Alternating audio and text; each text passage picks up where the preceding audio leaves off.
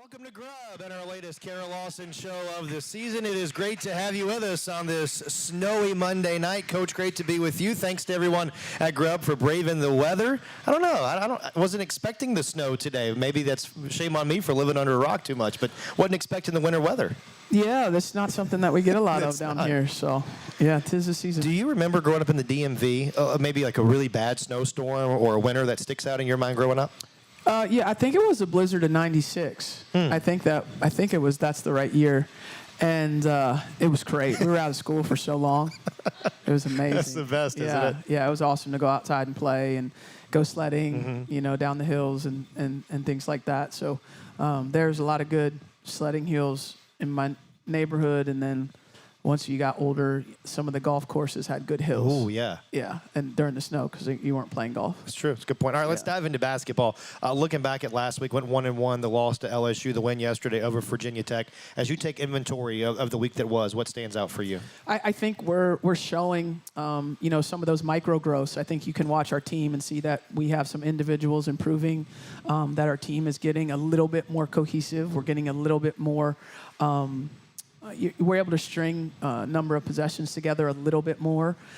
We still have a ton of growth to make, but it was nice for us to compete at a high level on Thursday, and then on Sunday get a road win and start off ACC play the right way. I want to dive into Virginia Tech, but a couple other thoughts coming out of the LSU game. Had 5 players in double figures, shot 50% from the field. How nice was it to see that kind of growth on the offensive end and then see that carry over to yesterday?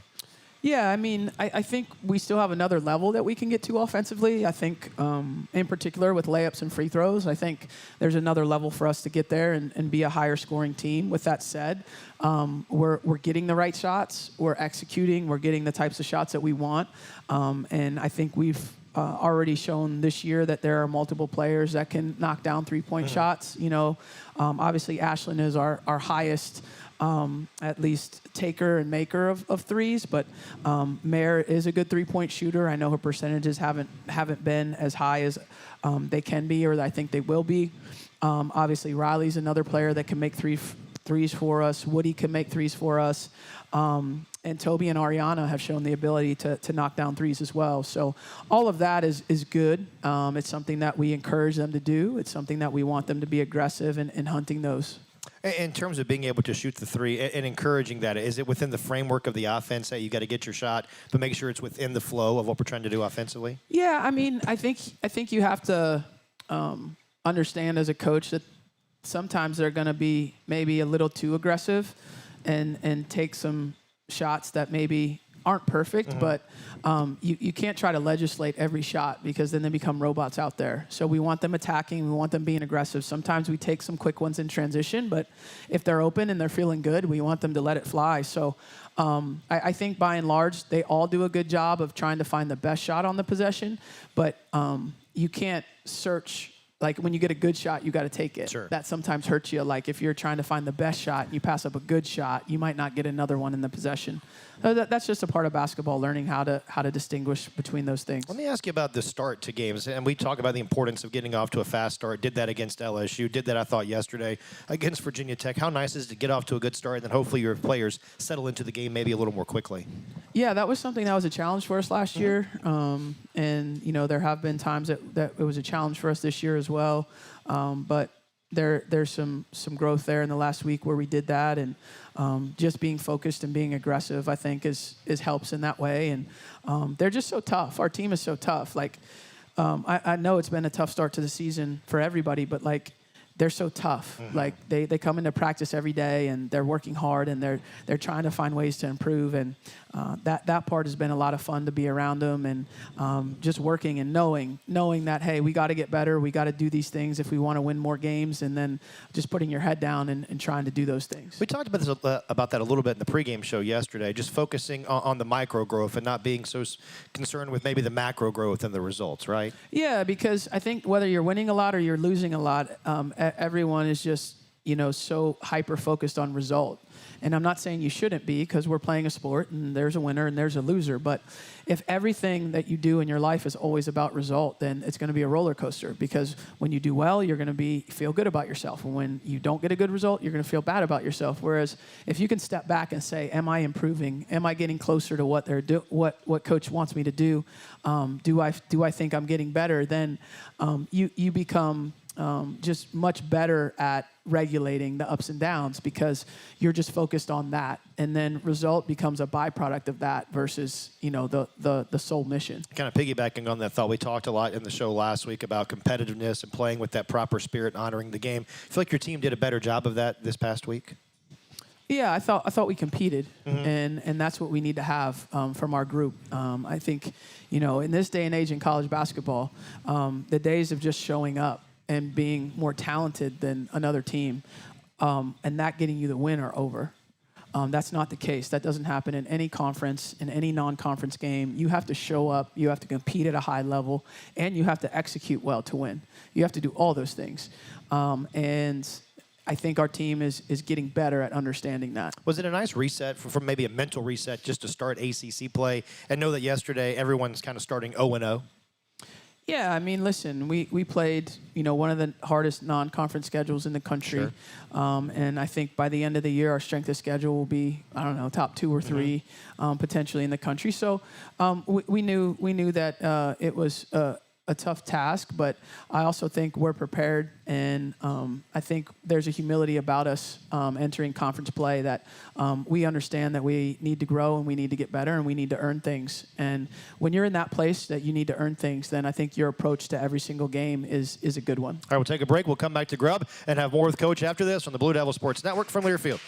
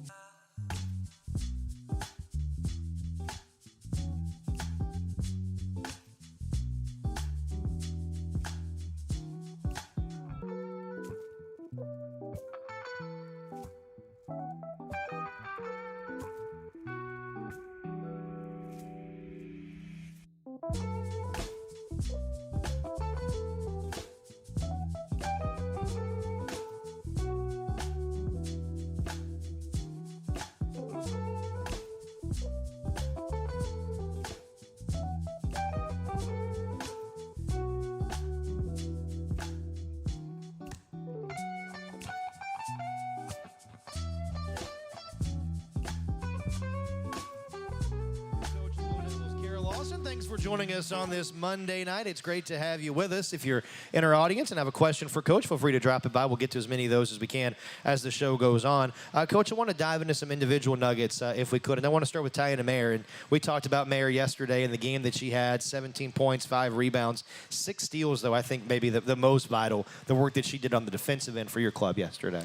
Yeah, she's improved in every area. And T's someone that, we've challenged as a staff to keep getting better each year that she's been here, and she answers the challenge every time.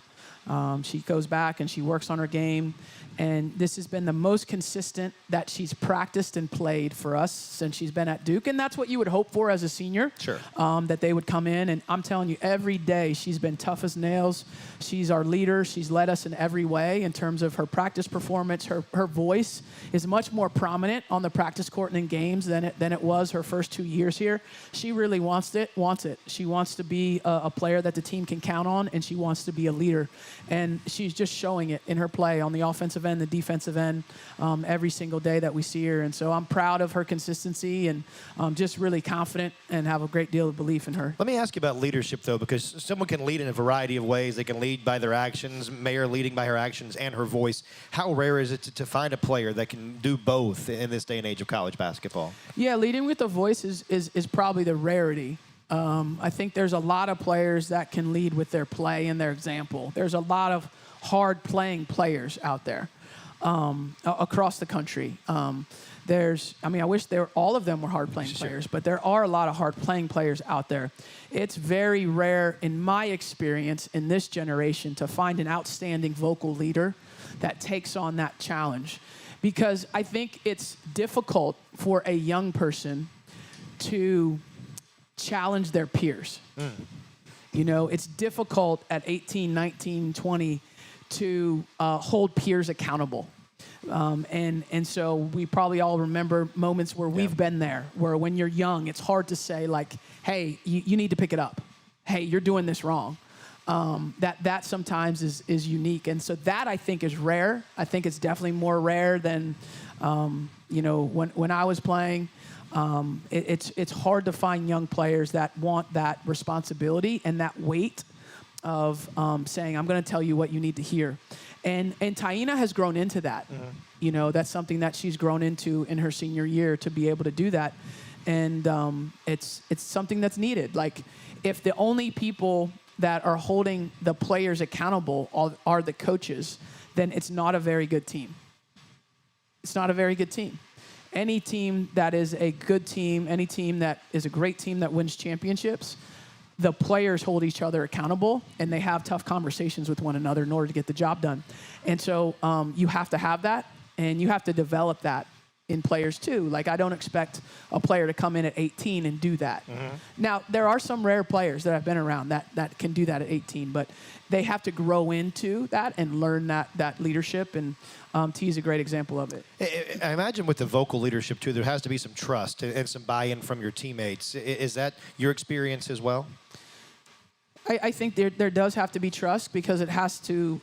They have to know that it's coming from a good place, and before you can tell people what to do, you have to already be someone that's doing it.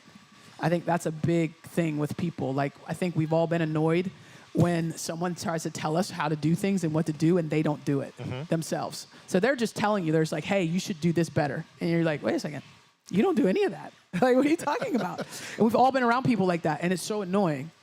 It's so annoying. So with players, it's like, okay, get really good at the things that the team needs to do to win first. That's the example. Mm-hmm. Get really good at leading by example, by being someone that does it right most of the time, by being someone that works hard most of the time, by being someone that's team-oriented most of the time. That now gives you, the currency now to be able to hold someone accountable if they're not doing it. It's really hard to hold someone accountable if you don't do it. Last thought on T before we take a break. Do you feel like, kind of from a conference perspective, the work that she does and the way that she leads this team is unnoticed, perhaps, among the rest of the ACC? Taina? Yes. Oh, yeah. I think she's one of the best guards in the ACC. And, the good thing is she gets to have that bear out. Mm-hmm. Like, we don't have to do a commercial or have a campaign for her. Like, you get to see her every night in the ACC against all the teams and the guards. And I think you'll be hard-pressed to find a lot of guards that impact winning more than Taina does. There may be some that have better statistics. Yeah. There may be some that shoot more. I notice I didn't say score more. They shoot more. There may be some that shoot more. Mm-hmm. So as a result, they score more. But in terms of impacting winning in all the categories that she does, from steals to assists to rebounds, mm-hmm. She had 7 rebounds. And then also the scoring and leading. I think she does that at a really high level. All right, take a break. We'll come back to Grub and have more with Coach after this on the Blue Devil Sports Network from Learfield.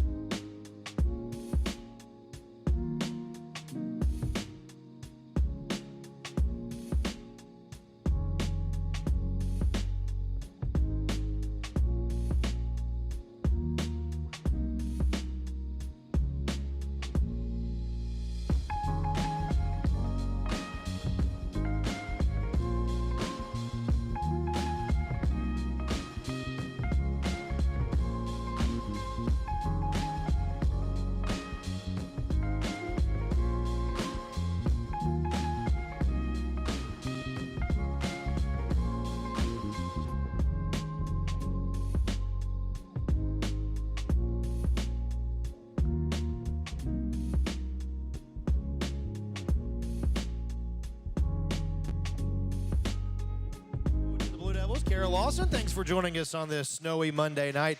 Coach, a few other individual notes, and I want to start with Toby in this segment. Back-to-back games in double figures. That's kind of what we expect from Toby, I think, on a nightly basis. Seems to me, though, she's being more assertive about driving and getting to the rim. What have you seen from her offensive game over the last couple of weeks? Yeah, I think she's, just continued to grow and evolve. I think she is being aggressive.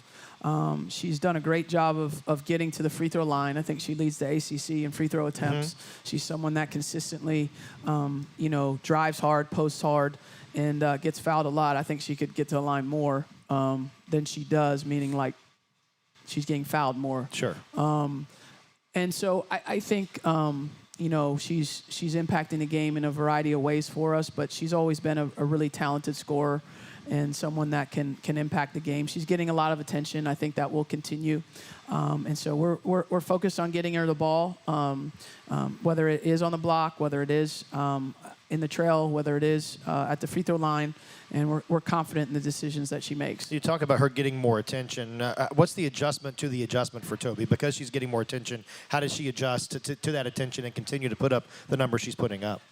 Well, I think it's not just Toby. I think it's a collective, process. Like, if one player is getting a lot of attention from the defense, then it's incumbent upon the other four players to make them pay for that and to be able to move accordingly, depending on the type of attention that it is. So, everybody's got to be on the same page with that, not just the player getting the extra attention. And, I think as we're growing together, that will be something that, we continue to be more efficient at. First collegiate start for Riley Nelson yesterday at Virginia Tech. Feel like Riley's starting to settle into the flow of the season? Yeah, I think Riley and Ariana, they're both like, Riley's not a freshman. She played 15 games her freshman year, but then she sat out 18 months. And so there's just rust for both of them. And, getting them to understand our schemes offensively and defensively, you can see they're both supremely talented and I think can continue to grow and impact our team in a big way. But these steps are necessary. Like, they need the reps. They need to be in high leverage games. They need to be consistent with their possessions. They need to play when they're tired. Like, all of those things that go through that we've watched other people go through, right? Whether it was Toby last year, in the first couple months of the season, and there was inconsistency there, or whether it was Jaden and Delaney their freshman year, and there was inconsistency there. Like, it's natural for that to happen, and then the hope is over time. Ashlyn, inconsistent her freshman year, like that happens. So we're gonna put them out there. We believe so much in them, and the growth that they can experience by being in these situations, I think, is gonna pay dividends for us as we get deeper into conference play. You talked about Ashlyn last week and still wanting to see more from her in her game. Like what you saw from Ash this past week? Yeah, I thought she was more aggressive, more assertive, more like herself, especially in the Thursday game. The Sunday game, the turnovers are something that we've got to do better. But I think more and more offensively and defensively, she's back. And that's a great sign for us because when she's playing at a high level, we're a different team. Good to see Emily Skinner back out there yesterday, too. Yeah, listen, it's no secret. We've had a challenge with health and with availability, and that's certainly impacted our team this year. There is no question about that. When we can get all of our players back and healthy, I think we have a chance to even go up another level. Emily's a talented player. I think she's going to impact the game on both ends, and you can see glimpses of what she's able to do.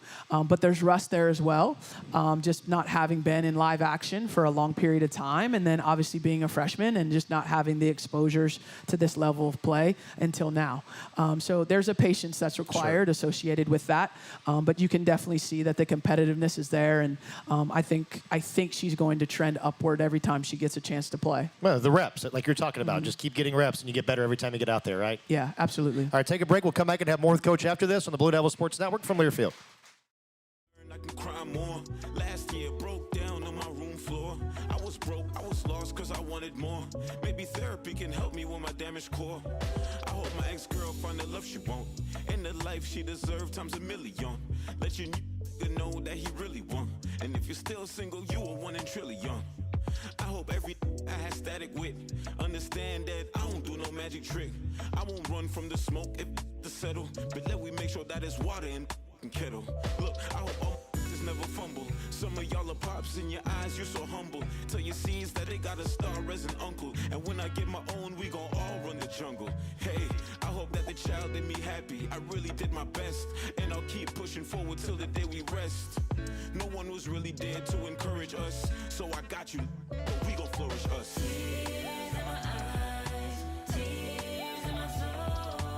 Those were the days I was playing with my life, you see. Those were the days I was playing with my life, you see.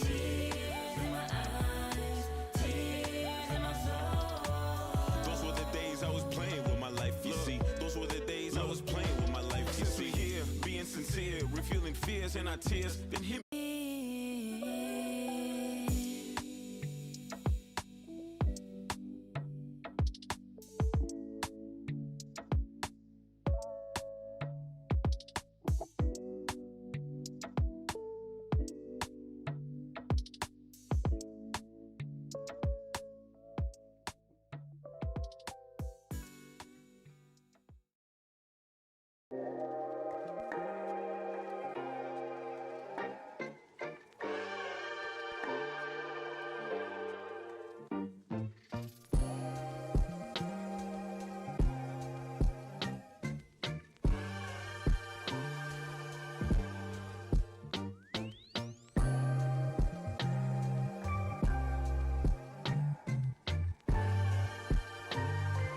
Thanks so much for spending your Monday night with us here on the Blue Devil Sports Network. Coach, turn our attention to defense. You talked about it a little bit earlier. Have you seen some improvement on that end of the floor?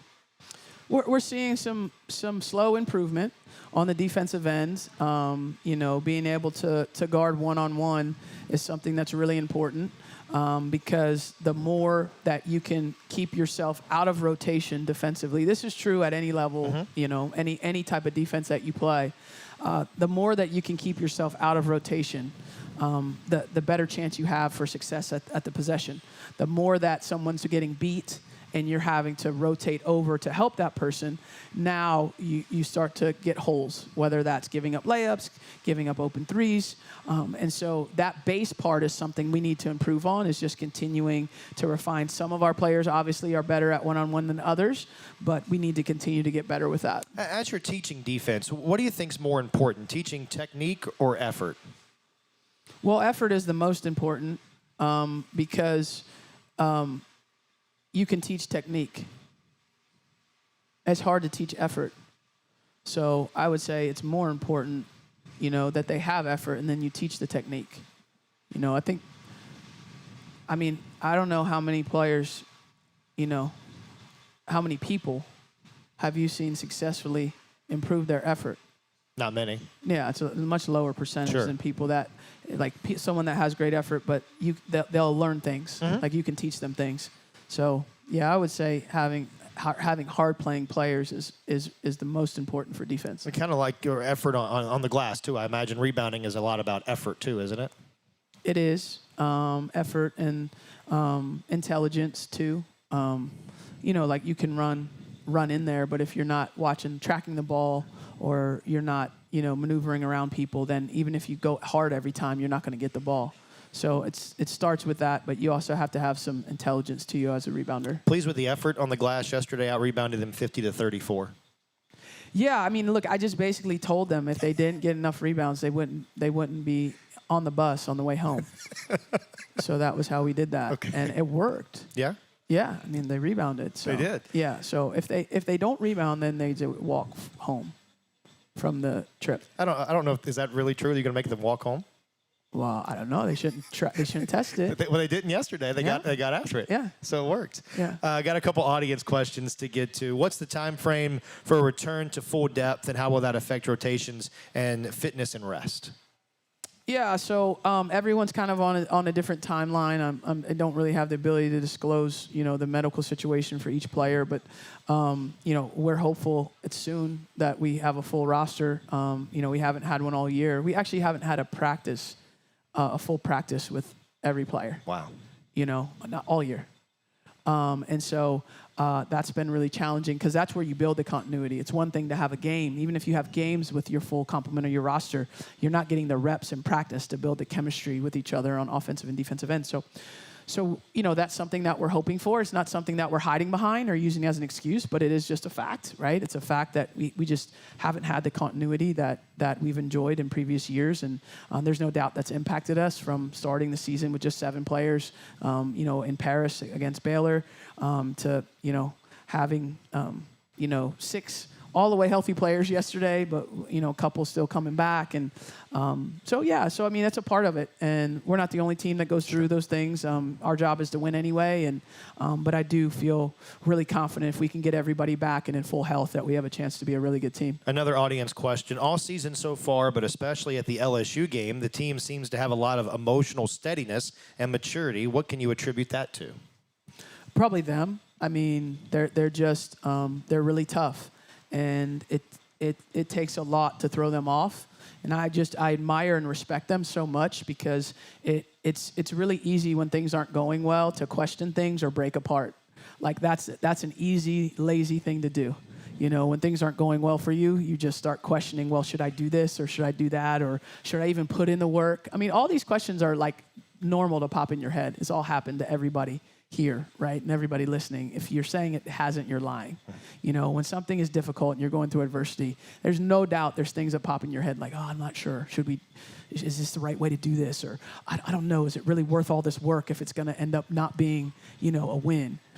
And you have to fight that. And these guys just fight it. They fight it. They beat it back. They don't buy into it for long. And they just believe that we can be a good team. And they believe that we're going to win. And I love that about them because that's a really admirable trait to have. And so we've just stayed really tight, and we talk about things openly and where we need to improve. And then it's my job and it's our coaches' jobs to support them and to continue to breathe confidence into them and continue to believe in them and put them out there in situations so that they can continue to grow. Talk about talking openly with your players. How important is that to build that relationship with your team and with your staff and everybody involved? Yeah, I think it's important that they, one, have a voice because they're the biggest part of our program. We don't have a program without players. So they have a voice, and they are open and sharing how they're feeling, because how can we know how they're feeling, truly, and they share it with us. So we encourage that, and we're going to share how we're feeling and what they need to improve, where they're doing well. We don't just always share where they need to improve. It's also, hey, here's where you're doing well, and that conversation is a continuous one that's happening every day with each of our players. It's not always with me. Sometimes it's with the assistants, but we want them to feel comfortable sharing how they're feeling. We're not going to hold it against them how they're feeling. Mm-hmm. Sometimes, when someone tells you how they're feeling, you will hold it against them. And it's well, you shouldn't feel that way. That's what you'll tell them. You're well, I hear you, but you shouldn't feel that way. Well, I don't know that that's super productive. How they're feeling is valid, regardless of whether they should feel that way or not. And then talking through that, I think, is important. I always say, I'm not going to agree with everything a player feels, right? Mm-hmm. Because I have feelings too, right? Sure. And I look at things from maybe a different perspective than they do. But I can still appreciate and honor the feelings, right? And understand that that's where they're coming from. And then they have to appreciate and honor my feelings, right? And where I'm coming from. And I think that's the best way to approach an open relationship with your players and to build connection. And that's how you build trust. Building trust is not agreeing with the person that you have a connection and a relationship with every time. That's not building trust. If you agree with the person every time, then where's the trust? Mm-hmm. There's no trust that has to be displayed because we just agree with each other. Really, it's trust is when we disagree. Really, trust comes into play when there's conflict. Really, trust comes into play when there's adversity. Because now it's maybe something you're not sure about, maybe something you're questioning, or maybe something that you can't see the big picture of. And you now have to trust the other person that it's going to be okay. That's the difference, right? And so, building trust is not, all rainbows. That's not what it is. You build trust through moments of adversity. You build trust through conflict. You build trust through someone not seeing the whole picture, but them trusting you that you know what's best for their next steps. And so sometimes I think, we say, oh, I trust because they always do what I want. That's not trust. Mm. That's just someone doing what you want all the time. As we wrap up this segment, we're going to visit with Tia coming up in just a second. Mm-hmm. Tia Jackson. Good luck. Thanks. Yeah. What does Tia mean to you and to this program? Tia's the kind of the backbone of our program since I've gotten here. I think I've said this before numerous times, but it warrants being said really as much as I can. When I came here to Duke, I had never been a head coach before. I had never been in college basketball before. And most people probably know that, because if you didn't, people probably told you that when I got hired here, that those were things I hadn't done. But I knew that I needed experience, and I knew that I needed someone that could not only be outstanding in the assistant coach role, but that would also be willing to help me grow into the head coaching role. And so talk about trust. I trust Tia intimately. I know that she has my back. I know that she's going to challenge me. I know that she has the best interests of our players, Duke, our program, like all of those things involved. And then on top of that, just taking that away, which is probably the most important trait you can have as someone that you coach with, she's brilliant as a coach. Right? So great tactician, great on both ends of the floor, great in development, great in building relationships with players, not just players on the roster, but in recruiting. And then she knows everybody. It's hard to go places with her. So we have a little deal. This is the deal, because if I go places with her, she gets stopped all the time. We'll be walking somewhere, and then so-and-so's, Tia, and they start talking. Sure. And, then she's a hugger, so then she hugs, sure. And she's talking. And it's like all of this is happening, and I do not like to stand and wait while all this is happening. So I leave all the time. But it's understood. Like, she knows that. I'm not leaving being rude. She just knows I don't want to hang and talk. Sure. And then she catches up with me. So if you watch us walk through a busy thing, I go, and she goes, then she stops, and I go, and then she comes, and then we're going, and then she stops, and I go again, and it's great, So we have it mapped out. What happens if you get to your destination before she does? Does she just catch up with you at the destination? Yeah, she knows where we're going. Okay. When we're going somewhere, we know what the end is. Sure. So, yeah, if I'm going to the bathroom, then, she'll just wait outside the bathroom when I get there. All right. Yeah. Sounds great. We'll visit with Tia Jackson coming up after this on the Blue Devil Sports Network from Learfield.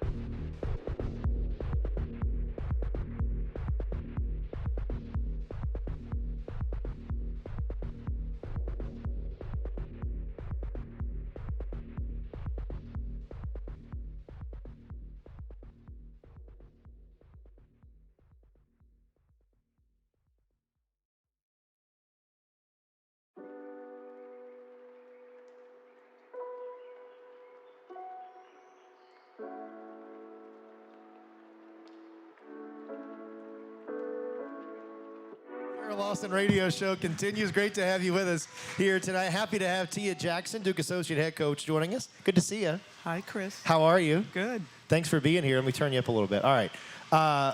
We just found out Coach didn't turn her heat on. No, Coach, it's snowing outside. I know. Okay. I mean, even the Cameron Crazies go in when it's below 30 degrees. No, I don't have the heat on. Okay. Okay. No. All right. Is there a reason for that or just because? Yeah, I mean, like, I don't know. Okay. I don't think I need it. I just, when you go to bed at night, you go under the covers. So, what do you need the heat on for? Okay. Christmas gift for Coach, an electric blanket. I'm fine. Y'all Let's two are the do ones it. that are worried. Like, I'm We good. are worried. We Yeah. don't want you to lose weight when it's cold, Coach. We've kind of hijacked Tia's whole segment. Yeah, it's okay. Sorry. What made you want to get into coaching initially, Tia? I don't know that I did initially. I thought I was going to be playing until my legs fell off, and then I got, fell into a few injuries in college, and then, found myself naturally coaching. You try to find your way to impact your team, and my voice ended up being that thing. And so for a year and a half, because I got injured twice in college, my voice became my strength. And so it helped me be a leader when I got back on the floor. And then when I had a chance to either maybe follow in her footsteps and go to ESPN or go into coaching, I chose coaching. You talk about your voice. How did you go about finding your voice? Because we talked about that with Mayor earlier and becoming that vocal leader. How did you go about finding your voice when you were coaching or just starting coaching? Well, I played for Vivian Stringer in college, and I played for Cheryl Miller in the pros, and those are two that they're no nonsense with it. They're not going to take anything. They have their bar set at a certain standard, and you either meet it or you don't. Mm-hmm. And then you find yourself hearing words like "get on the baseline." So you don't want that, and so you try to alleviate those painful runs. And like I said, being on the sideline, you want to find a way to get in, to just influence your team, impact the team, impact the game, and when all you can do is speak, you find a way. You've been a part of this program a couple different times now, a second stint here at Duke. So much history with this program and the Final Fours and the ACC championships, and you've been involved in a lot of that. How much pride do you take in what you've been able to help build here with this program? I don't know that a lot of people can say this, but I have had the chance to be influenced by 4 pretty impactful leaders. My high school coach, my college coach, Gail Guest, of course, at Duke in the first stint that you're referring to, and then the leader to my left here in Carol Lawson. It is rare that you can say that you can get that once in your life. I have been very fortunate to fall into that 4 times, and I'm so grateful for it. I try to remain as humble as possible because, like I said, I know a lot of people can't say that, but when you're sitting alongside the likes of Kara, like, you just want to give your heart and soul to the program. You want to give your heart and soul to your team. You want to see, as you said, we were really good back then, and there's only one way to see Duke women's basketball, and that is it. Mm-hmm. Why Duke? What makes this place so special? Oh boy. Well, it is Duke. Sure. Anywhere we go, I mean, heck, we went to Paris. Anywhere we go, everyone's in love with the name. Everyone's in love with the aura of Duke, the history of Duke, the institution. When we recruit, the academic prestige is one of the things. When we're recruiting right, there's, you got parents that understand that. It's not just the player, it's the actual circle around them. And when they understand the power of Duke from that layer, it makes it easy to recruit the basketball side. Like I said, I've got a great leader here that I sell all the time. The institution combined with that knocks it out the park. What do you look for when you go out recruiting, trying to find future Blue Devils? Well, there's talent everywhere. So, those are easy to find. Sure. You walk in the gym and like, oh, she's good. It's, you want to find, we spent a lot of time in our first couple of years of making sure we had the culture that we wanted, that signing players like Ashlyn Jackson and Emma Cable and those players that came in that class, and then the following class with Jaden Delaney, those guys. And so building that culture is really important. We don't really have a lot of rules because that culture was built pretty fast and pretty early. And so they are now the rule. They set the standard, when we're not watching. And so that's really important. And so we want to find players that we know fit that. I mean, we even talk to our signees now who are coming in next year as freshmen. When we're looking at people in their area, I'm like, hey, what do you think about Chris Edwards? I don't know about him, coach. He's got a bad attitude. He's this. Okay, have you seen his TikTok? He's got, he's so negative. He's so full of himself. And we go, okay. And then there's the flip side of that. And it's, they're our kind of kid, be it, they're about the right things. They play the right way. They're unselfish. And so we pay attention to that. It's just not, go out, look at that kid, go after that kid, and that's it. It is a community process, and we dive into that pretty heavy. The coach talked about relationships earlier, and you've developed these relationships with these recruits and these families from very early on. You see them as high school players, and then they come to Duke, and then they finish their time at Duke, and then they go on to be great members of society. How rewarding is that for you to see the growth of these individuals from the time you first meet them and then on after their playing days? Chris, that's the greatest reward to it. It's what are they doing 10 years from now when they leave us? What are they doing 20 years from now? How are they impacting lives now? How are they impacting the world? We feel we're doing this the right way. We feel we're building future leaders, and be it in whatever capacity, a business, athletics, their families, whatever. And, we're hopeful that we're doing it the right way. I've been doing this a long time. And so when I look back at some of the players that I'm still in touch with, which is a great deal of them. Coaches, she alluded to this earlier, there are a lot of people that I know, but she left out one little nugget. I'm usually taking pictures for her with someone. So you're not always leaving me, Coach. I'm standing there going, oh, that clap is for you. That hello is for you, not me. So nice try, Coach. We had this discussion last week, and I need you to give me your 2 cents. Who's the funniest person on the staff? You're looking at it, man. I mean, Most humble, too.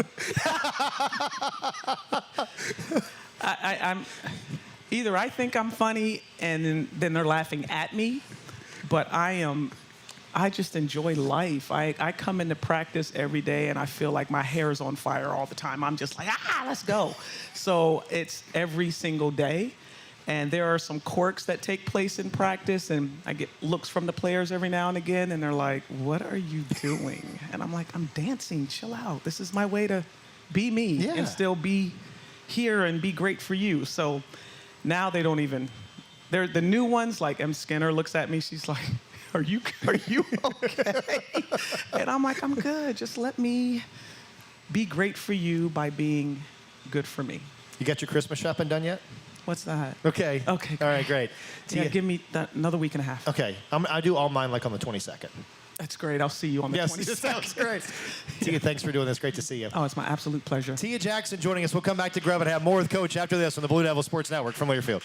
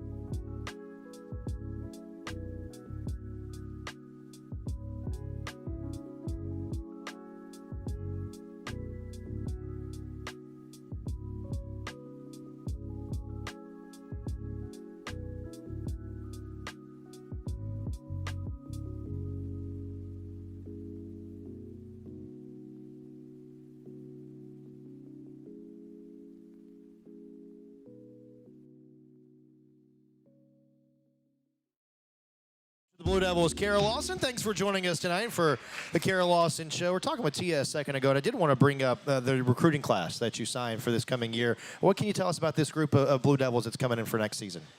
A lot of excitement surrounding the 4 players that we signed. And, we felt that we needed to not only, obviously replace our seniors in Taina and Ashland, who play such a pivotal role for us, but also continue to build depth in every position on the roster because of situations like this year. You know what I mean? Where you maybe have some injuries and you don't have as many people at your disposal as you thought.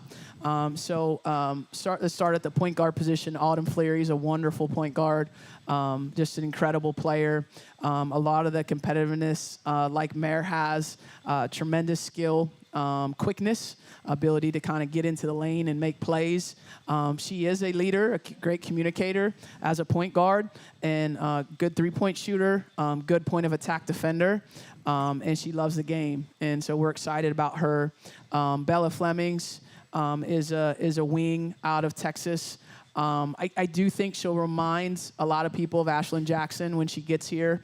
She's an outstanding three-point shooter. She's got great positional size. She's also a really good communicator, and she's someone that, like Ashlyn, can play the point guard position if need be. She's a natural wing, but she has the ability to play point. And then Sinai Green is another wing that we're really excited about from nearby Richmond, Virginia.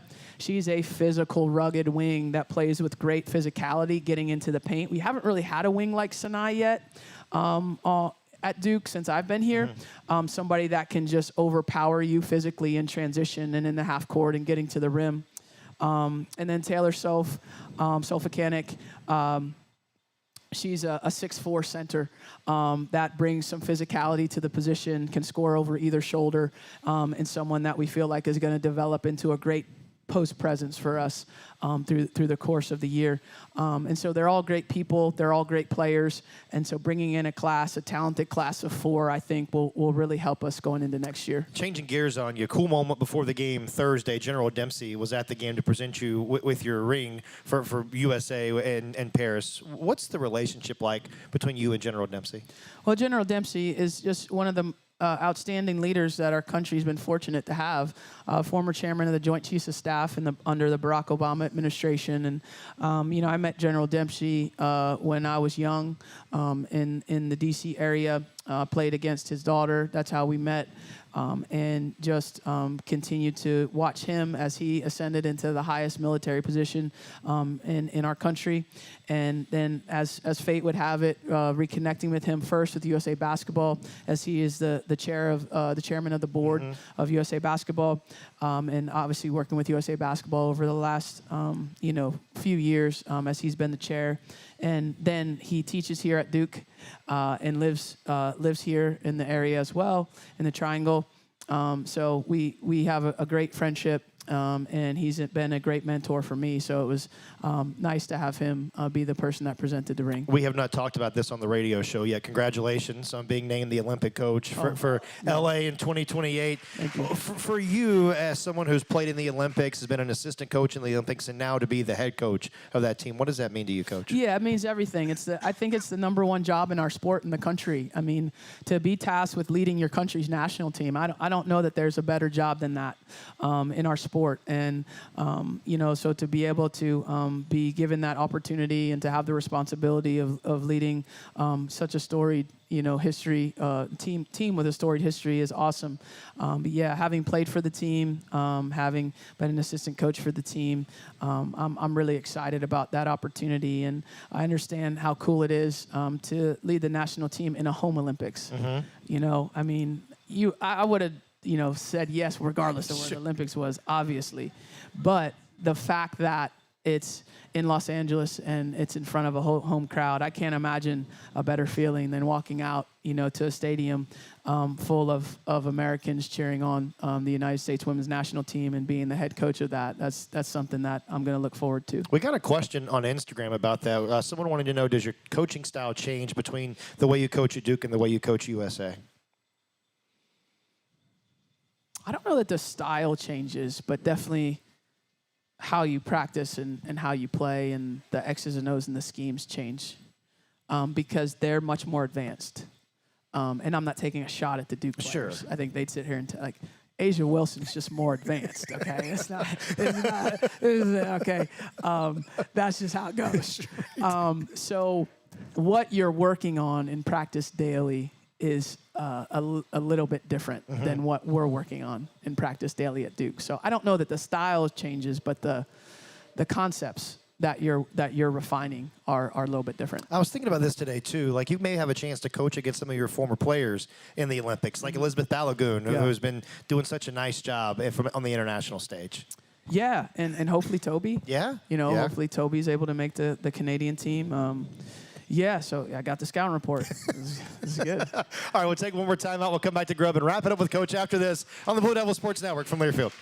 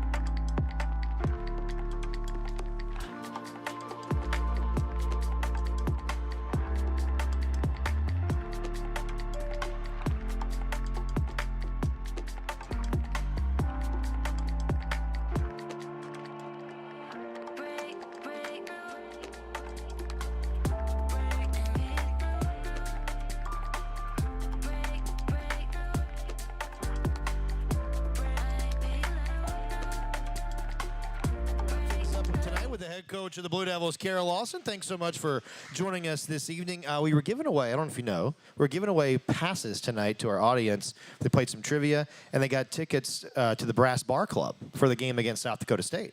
Wow. Yeah, I was told that the Brass Bar Club is Durham's hottest new club. Is that right, Rachel? Yeah, that's what Rachel told me to say. Wow. What do you think of the Brass Bar Club that we got going on? I think it's great. I'm sometimes jealous that I'm not in there during the game.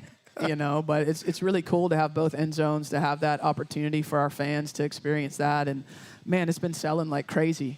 A lot of people have gone in there and really enjoyed the experience. So, yeah. Had a lot of former alums in town for the LSU game, too. Yeah. A lot of them were in the Brass Bar Club. Nice to see the sisterhood and the strength of the sisterhood on display last week, wasn't it? Yeah, it's been great. Everywhere we go, I mean, the alums of our program are so supportive. They want us to be good. They're rooting hard for us. And we see them not just in home games. We see them when we're on the road. And it's always great to have them out.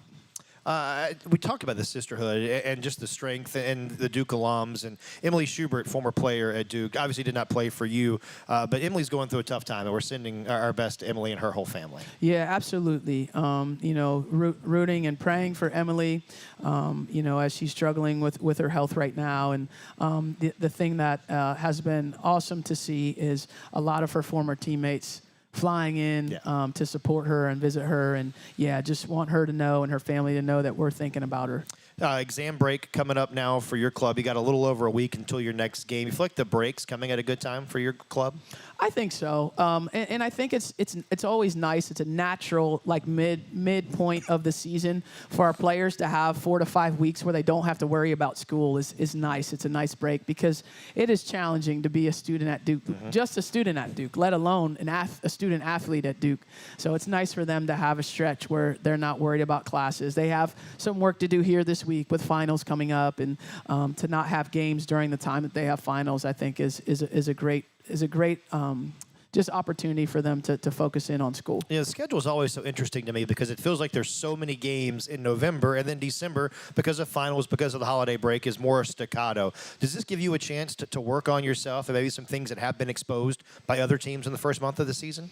Yeah, it gives us a chance to have some practices where we can work on us the whole time as opposed to preparing for another team. And I think that's always valuable through the course of a season to be able to do that. Everyone is fit usually by this time, and so you can get some really good work done. A couple thoughts as we wrap up today. Obviously, huge congratulations to Coach Diaz and the Duke football team on winning the ACC championship. That was so Wasn't that awesome? That was so awesome. I mean, I didn't even know what to say. I was screaming at the TV.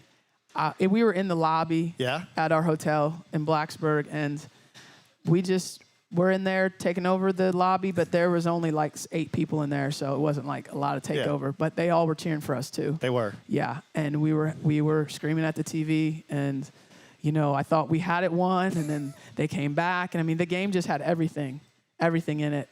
What an incredible team. I mean, the first outright since 1962.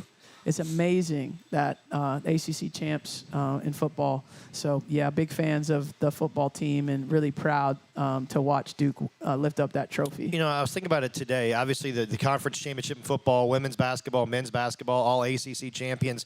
Deep run for field hockey in the Elite Eight, women's soccer to the College Cup. I mean, Duke really is an everything school. Yeah, I mean, I think that's part of the attraction for all of us as coaches, why we came here and, why we stay here and why we want to be here, because you have excellence in every corner of our university. And that's inspiring. Like, it's inspiring for me to sit there and watch, the football team win the ACC championship or the soccer team go to the College Cup. And you want to be around, winners, and you want to be around high achievers. And at Duke, you get that in so many areas. Coach, this is the last show before the holiday break. So happy holidays to you and your family, and look forward to a lot more coming up next year. Thank you, Chris. That's the head coach of the Blue Devils, Kara Lawson. Thanks for joining us tonight for the Kara Lawson Show from Grub on the Blue Devils Sports Network from Learfield.